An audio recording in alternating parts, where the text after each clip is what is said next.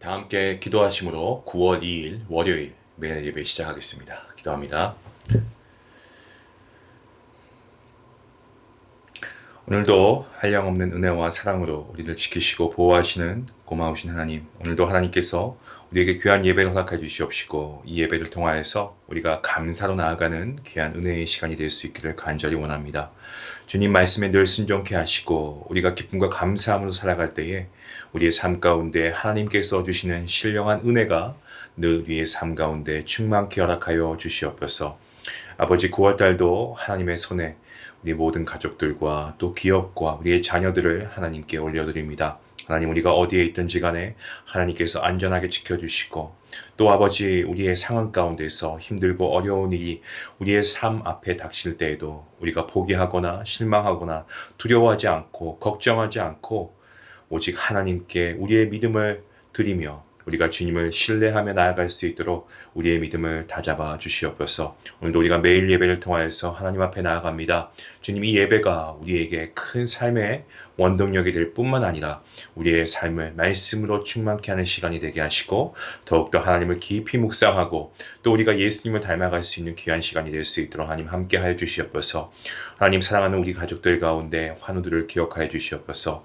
아버지, 오랜 시간 동안 병마와 싸우고 있는 환우들도 있고 아버지 또한 주님 은혜 가운데 잘 치료받고 회복 중인 또한 아버지 그러한 가족들이 있습니다. 하나님께서 모두에게 동일한 하나님의 은혜와 하나님의 치유의 은혜를 더하여 주시옵시고 무엇보다 연약함 속에서도 강함을 허락하시는 주님의 능력을 의지하며 이 힘든 시기를 믿음 안에서 잘 보내고 더욱더 강건하여 줘서 치유함 받아서 하나님 앞에 나와 함께 예배할 수 있는 귀한 은혜 허락하여 주시옵소서. 오늘도 모든 예배 가운데 함께 하실 주님께 감사하며 예수님의 이름으로 기도하옵나이다. 아멘. 찬송가 361장 함께 하시겠습니다.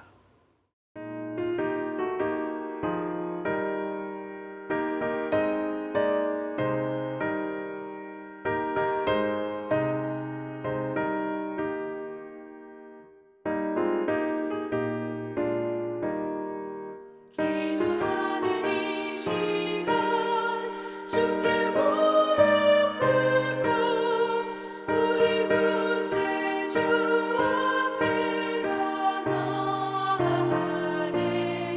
믿음으로 나가면 주가 보살피사 크신 은혜를 주네. 거기 기쁨 있네. 기도 시간에 복을 주시네. 고난 내 마음속에 기쁨 충만하네. 기도하는 이 시간 주가 곁에 오사 인자하신 얼굴로 귀 기울이네. 우리 마음 비우고 주를 의지하면 크신 은혜를 주네. 거기 기쁨 있네. 기도 시간에 복을 주시네. 고난 내 마음속에 기쁨 충만하네.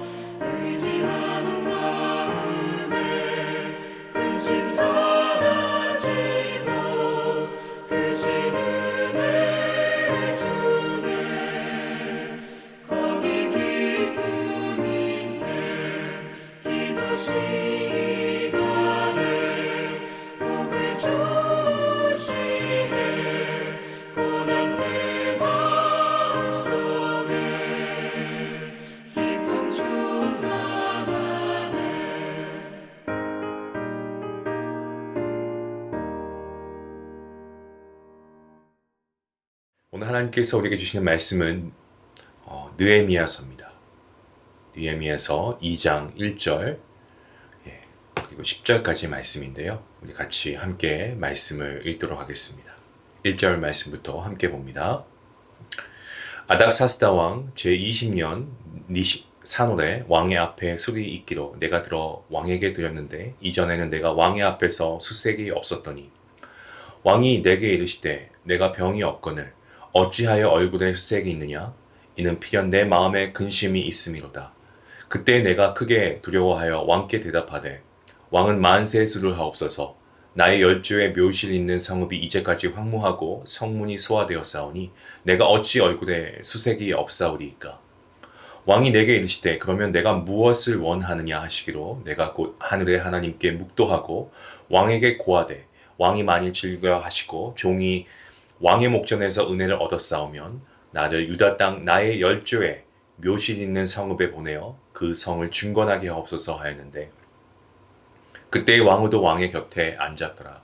왕이 내게 이르시되 내가 몇 날에 행할 길이며 어느 때에 돌아오겠느냐 하고 왕이 나를 보내기를 즐겨하시기로 내가 기한을 정하고 내가 또 왕에게 아뢰되 왕이 만일 즐겨하시거든 강 서편 총독들에게 내리시는 조서를 내게 주사 저희로 나를 용납하여 유다까지 통과하게 하시고 또 왕의 살림 감독 아삽에게 조서를 내리사 저로 전에 속한 영문의 문과 성곽과 나의 거할 집을 위하여 들보 제목을 주게 하옵소서 하매 내 하나님의 선한 손이 나를 도우심으로 왕이 허락하고 군대의 장관과 마병을 보내어 나와 함께하게 하시기로 내가 강 서편에 있는 총독들에게 이르러 왕의 조서를 전하였더니 호론 사람 산발락과 종되었던 암몬 사람 도비아가 이스라엘 자손을 흥왕케 하려는 사람이 왔다 함을 듣고 심히 근심하더라. 아멘. 오늘 본문 말씀 느헤미야서 2장 1절부터 10절까지의 말씀을 우리가 함께 읽었는데요. 느헤미야라고 하는 인물이 나오고 있죠. 느헤미야는 어떤 사람이었습니까? 페르시아 제국을 다스리는 왕이 마실 모든 음료를 관리하는 다스리는 그러한 인물이었습니다. 신하들이 왕에게 바치는 모든 술이나 음료는 반드시 느헤미야가 통과시켜 주어야만 왕에게 갈 수가 있는 거죠. 느헤미야는 왕이 정적의 음모로 인해서 독이 탄 음료에 죽지 않게끔 늘 경계하고 주의하고 살아야 했습니다. 그의 위치가 그랬고 또한 그가 그러한 일을 맡았기 때문에 그렇죠. 페르시아의 왕 이 아닥사스다는 느헤미야를 믿었고요. 그리고 그가 준 음료를 의심하지 않고 마셨습니다. 자, 그런데 느헤미야의 마음에 지금 큰 아픔이 하나 있는 것을 우리가 보게 됩니다. 무엇입니까? 그것은 고향 이스라엘 땅에서 돌아온 그의 형제 하나니가 전해준 소식 때문에 그렇죠. 그의 고향 이 고국에 남아있는 백성들 지금 아주 큰 환란을 당하고 있고 또한 적들에게 능욕을 받고 있는데 예루살렘 성은 심지어 허물어지고 또 성벽과 성문들 죄다 불타버렸습니다. 이 일로 인해서 느헤미야는 정말 수일 동안 음식을 먹지 않고 금식하면서 하나님 앞에 꿇어 엎드려 기도합니다. 그의 돌아온 조국을 위해서 그 땅의 회복을 위해서 간절히 금식하며 기도합니다. 자, 그렇게 기도하던 중에 귀엽고 큰 일이 생기고 맙니다. 느헤미야는 페르시아 왕의 술 맡은 자라고 말씀드리지 않았습니까? 그래서 그런 자로서 절대로 왕 앞에서 어떤 근심이나 얼굴에 어떤 수심이 가득한 그런 안색을 비추어서는 안 되었습니다. 그럼에도 불구하고 이미 그의 마음속 깊이 자리 잡은 어떤 고국에 대한 슬픔, 이게 감춘다고 감추어질 수 있는 것이 아니었나 봅니다. 그래서 그러한 슬픔으로 말미암아 이 느헤미야의 얼굴에서 수심이 가득한 그러한 안색이 비춰지고 만 거죠.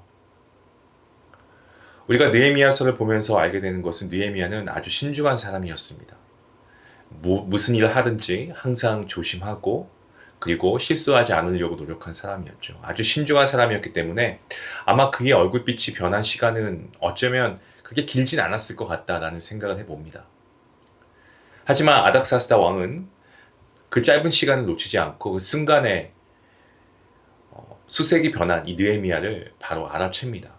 본문 1절 말씀에 보시면 아닥사스다 왕 20년 니산올에 왕의 앞에 술이 있기로 내가 들어 왕에게 드렸는데 이전에는 내가 왕의 앞에서 수색이 없었더니 느헤미야가 언제 수색이 변했습니까? 하필이면 그가 왕에게 술을 주려고 하는 가운데 얼굴색이 변한 거죠. 그러니까 왕의 입장에서는 이게 뭔가 좀 심상치 않은 일이 있구나라고 느낄만 합니다. 그래서 2절에 보시면 왕이 느헤미야에게 묻는 그러한 내용이 나옵니다. 내가 병이 없거늘 어찌하여 얼굴에 수색이 있느냐? 이는 필연 너의 마음에 근심이 있음이로다. 그때 내가 크게 두려워하여 라고 기록되어 있습니다. 페르시아에서 왕은요, 왕의 말은 곧 법입니다. 그래서 왕이 고개 한번 까딱하면 사람 목숨 하나 살리고 죽이는 것은 일도 아니었습니다. 그런 왕 앞에서 술을 따르는 자가 수심이 있는 모습을 보였다라고 하는 것은요, 지금 왕이 마시는 술에 독이 타 있을 수도 있다는 의심을 살 수도 있지 않겠습니까? 왕이 느헤미야에게 뭐라고 묻습니까? 어떻게 해서 너 얼굴에 그렇게 근심이 가득하냐, 수색이 있냐라고 물어보았을 때 느헤미야가 느낀 두려움은요, 자칫 왕이 어쩌면 지금 나를 죽일 수도 있겠다는 그런 위기에서 온 감정이 아니었을까요? 느헤미야는 거듭 말씀드립니다만은 굉장히 신중한 인물이었고 성격도 차분하고 그러한 인물이었습니다. 때문에 느헤미야는요, 이러한 위기에 처해 있지만 이 위기를 지혜롭게 대처해 나가는 것을 우리가 보게 됩니다. 본문 3절 말씀입니다. 왕이 대답하되 왕은 만세의 수를 하옵소서. 나의 열조에 묘실이 있는 성읍이 이제까지 황무하고 성문이 소화되었사오니 내가 어찌 얼굴에 수색이 없사오리까. 자, 3절 말씀에 보시면 느헤미야는 어떻습니까? 자신이 지금 어떤 슬퍼하는 기색을 보이는 이유가 바로 자기의 조국 이스라엘 때문입니다 라고 대답하고 있지 않습니다. 그 대신에 뭐라고 합니까? 나의 열조의 묘실이 있는 성읍이라고 그렇게 얘기하고 있습니다. 왜 그렇게 얘기했을까요? 이유가 있겠죠? 네, 맞습니다. 첫 번째로 이 페르시아 왕 앞에서 멸망해버린 이스라엘의 재건이란 이 주제를 뭐 이렇게 꺼내야 될 것 같은데 왕 앞에서 아무리 자기 조국이라고 해도 이러한 주제를 꺼내는 것은 정치적으로 위기감을 조성할 수 있기 때문에 그런 겁니다. 또 두 번째 이유로 이 페르시아인들은 조상들의 무덤을 아주 중요하게 여기고 생각했습니다. 이러한 이유로 느헤미야는 자기가 슬퍼하는 이유가 예루살렘이다 라고 왕에게 말하지 않고 열조의 묘실, 다시 말씀드리면 이 조상들의 무덤이 있는 성읍 때문이다 라고 대답한 겁니다. 참 지혜로운 느헤미야의 모습을 우리가 엿볼 수가 있습니다. 자, 이러한 대답을 들은 페르시아 왕, 이 아닥사스다 왕은요, 느헤미야가 깜짝 놀랄만한 질문을 물어보게 되는데 그 질문이 4절에 나와 있습니다. 왕이 내게 이르시되 그러면 너가 무엇을 원하느냐? 조금 전까지만 해도 술 관원 이 느헤미야는 왕 앞에서 술을 따르다가 이 얼굴에 안색, 이 수색이 변해서 왕의 의심을 샀습니다. 예, 이것은 페르시아 국법에 따르면요, 그야말로 죽음을 면치 못하는 사형감의 이유가 되기에 충분했습니다. 또한 법이 아니라고 해도 왕의 마음에 안 들면 그것도 법을 넘어서 왕의 말이 곧 법이기 때문에 바로 죽을 수 있습니다. 한순간만 방심해서 보인 이런 빛의 얼굴 때문에, 안색 때문에 지금 위기가 찾아왔는데, 하지만 이렇게 묻고 있지 않습니까? 우리가 왕이 이러한 질문을 하는 것, 과연 왕이 스스로 그가 그렇게 느낀 것도 없지 않아 있겠지만 그런 마음을 주신 것은요, 이 모든 상황을 하나님께서 이미 치밀하게 계획하신 거죠. 하나님께서는 오히려 느헤미야의 위기를 어떻게 사용하십니까? 기회로 사용하십니다. 느헤미야가 당한 위기는 사실 하나님께서 주신 기회였습니다.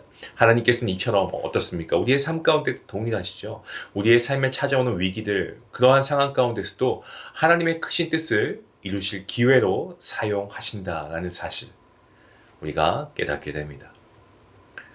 아닥사스다 왕이 느헤미야에게 질문합니다. 그럼 너가 뭘 원하냐라고 묻습니다.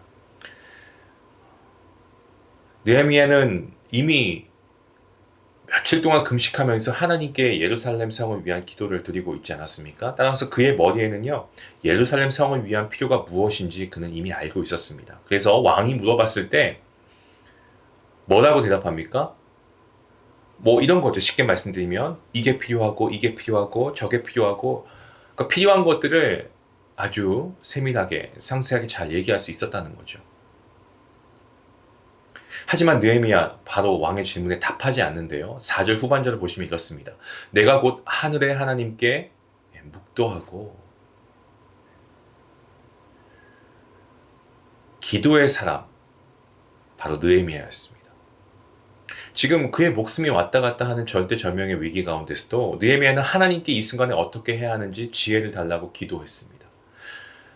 우리는 느헤미야의 이 묵도를 통해서 느헤미야가 정말 그의 삶 가운데 매 순간 하나님을 얼마나 의지하고 신뢰하고 살아갔는가를 우리가 충분히 엿볼 수 있는 대목입니다. 그의 인생의 중요한 순간에 늘 기도함으로 하나님을 자신의 삶에 초청한 그러한 인물이 바로 느헤미야였습니다. 하나님의 도우심과 하나님의 인도하심과 하나님의 은혜를 구하며 살았습니다. 하나님께서는 이러한 느헤미야에게 지혜를 주셨습니다. 그리고 느헤미야는 조리 있게 예루살렘 재건을 위해서 자신에게 필요한 것을 왕에게 아주 구체적으로 구하게 됩니다. 본문 5절부터 7절까지의 말씀을 보시면 그가 왕에게 구한 그런 내용들을 보면 느헤미야의 대답이 바로 나온 것이 아니고 오랜 묵상과 고민하고 고민한 그 고민 가운데서 나온 것이다라는 것을 우리가 보게 됩니다. 느헤미야는요, 감독, 이 총책임자의 감독의 이름도 알고 있었고 필요한 물자, 행정, 문서까지 다 알고 있었습니다. 여기서 우리가 무엇을 보게 됩니까? 느헤미야는요, 기도, 가장 중요하게 생각했습니다. 기도에 매달리며 하나님께 늘 여쭙고 하나님의 은혜를 인도하심을 구했습니다. 근데 기도만 한 것이 아니고요. 느헤미야는 예루살렘 재건을 위해서 구체적으로 하나님께 간구하면서 준비해 왔다라는 것을 우리가 보게 됩니다. 아닥사스다 왕은 느헤미야의 말을 듣고 이것이 어떤 갑작스럽게 충동적으로 급조된 계획이나 요청이 아니다라는 것을 분명히 직감할 수 있었습니다. 사실 그동안 왕이 그 누구보다 느헤미야를 가까이서 유심히 지켜본 사람이기 때문에 그가 마음에 안 들었으면 뭐 이참에 참수용 시킬 수도 있지 않았겠습니까? 하지만 왕은 이 평상시 정말 자기의 맡은 본분을 충성되게 잘 해온, 자신을 정말 잘 섬겨온 느헤미야를 신뢰했습니다. 여러분, 여기서 저는 좀 약간 도전을 받아요. 여러분도 아마 저와 비슷한 생각이 드신 분들이 계실 거라 생각합니다. 우리가 하나님을 믿는다, 하나님을 예배한다라고 하는데 하나님의 사람은, 하나님의 백성은 세상 사람들에게도 인정받을 수 있어야 됩니다. 이러한 부분에서 말이죠. 맡겨진 일들 최선을 다하고 우리가 우리의 일을 잘해서 내가 드러나는 것이 아니고 하나님을 나타내게 해야 되는 거죠. 하나님의 사랑, 우리가 세상에 나가서도 우리가 이들에게 인정받을 수 있기 위해서 최선을 다하는 모습 필요하지 않을까요? 아닥사스다 왕은요, 느헤미야의 모든 요청을 들어주었습니다. 왕이 있을 관원하는 자의 요구를 다 들어주었다? 이것은 기적입니다. 느헤미야를 우리가 보면서 느끼는 게 뭡니까? 이 느헤미야서 뭡니까? 느헤미야서는 느헤미야 자신에 대한 글 아닙니까? 따라서 느헤미야가 이 왕과 대화를 마치고 나서 이 장면을 기록할 때 그가 좀 자기를 내세울 수 있었을 겁니다.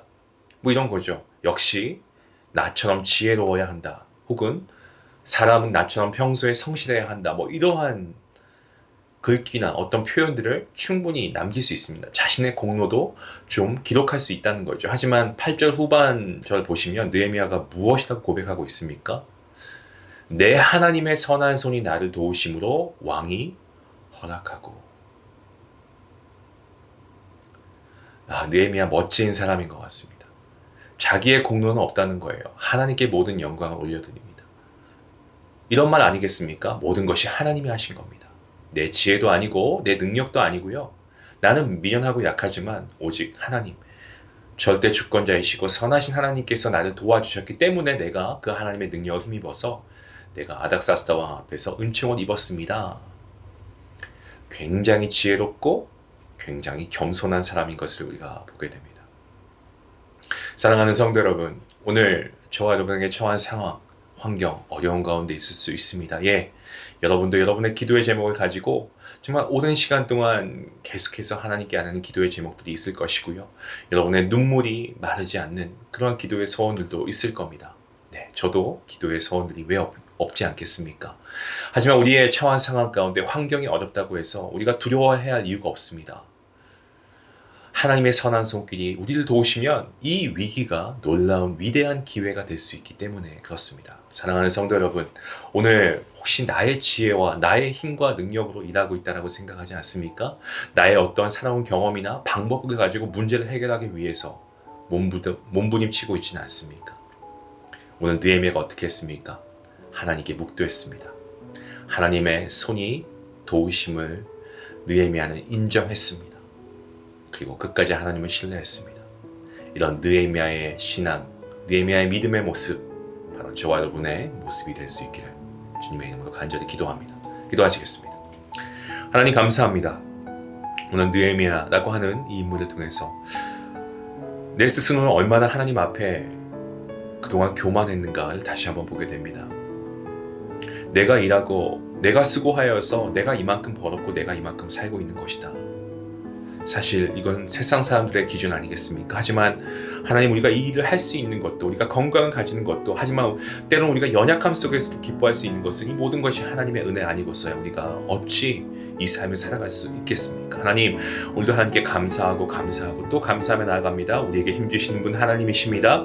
하나님의 의로운 손이 우리를 붙드심에 우리가 모든 어려운 상황 가운데서도 이러한 위기가 더 이상 위기가 아니고 하나님께서 우리에게 주시는 위대한 기회가 되는 것을 믿사오며 더욱더 하나님을 신뢰하고 의지하며 하나님께 우리의 삶을 온전히 맡겨드리는 우리 모두가 될 수 있도록 인도하여 주시옵소서. 감사하며 예수님의 이름으로 기도하옵나이다. 아멘. 오늘 말씀 생각하시면서 함께 기도하시겠습니다. 기도합니다.